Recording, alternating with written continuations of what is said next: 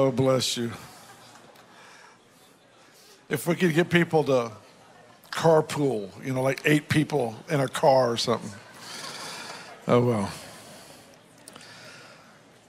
Psalms 145. This first verse we're going to read is a verse. How many of you have heard of the Salt House?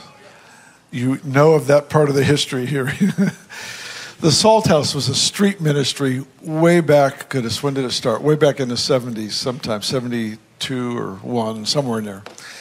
And I was the director of the house for a season. And the Lord spoke a word to me very clearly in 1973, and it was verse 4 of Psalms 145. One generation shall praise your works to another. Now, in a little bit, just a few minutes, we're going to sing. We'll lift up songs, we'll declare his greatness, and we'll give him praise.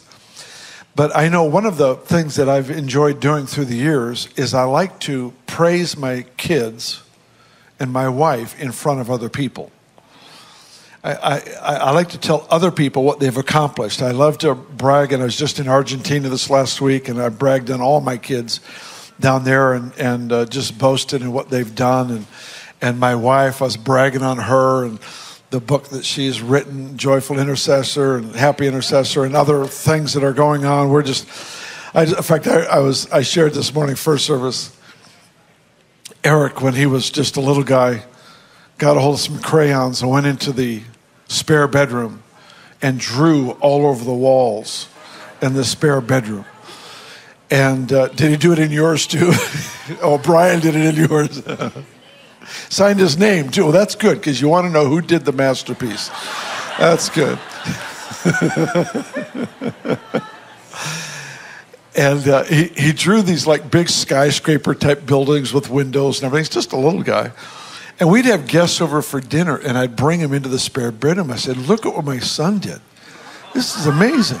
Look, he's only that old, and he drew a cityscape in my bedroom wall. It's amazing. We had to discuss with him the proper places to draw. The wall wasn't the right place, but we got that figured out.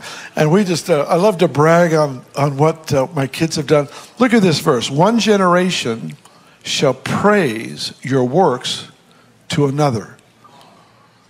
What generation could you touch with what you know about him? Just his works. Just talking about the great things that he's done. We heard some stories.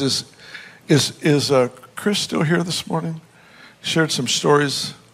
I hope we can find him.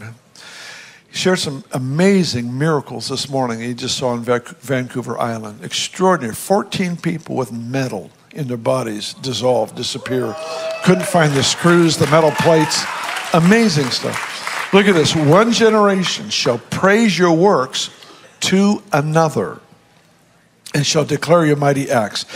Verse 5, I will meditate on the glorious splendor of your majesty and on your wondrous works. Men shall speak of the might of your awesome acts. I will declare your greatness. They shall utter the memory of your great goodness and shall sing of your righteousness. All right, here's the deal. The psalm goes on and just deals with this idea of just talking about the great things that God has done. I would like to see us become more intentional. We've worked hard to create a culture where we share testimony. We do it fairly often. We've got a real great one to show you on video this morning. But I would like to encourage you to do this. At times I've gone places and I've said, how many of you want to go out to dinner and have angels just surround your table? I can tell you how. Sit down with 3 or 4 other people and just talk about the miracles you've seen. Don't change the subject for at least 30 minutes and watch what happens to the atmosphere. Because the entire angelic realm is fascinated by your perspective of the Savior. Here it is. One generation will praise your works to another. Tell somebody something great that you've seen Jesus do. Turn and bless somebody. We're going to get started. Go ahead.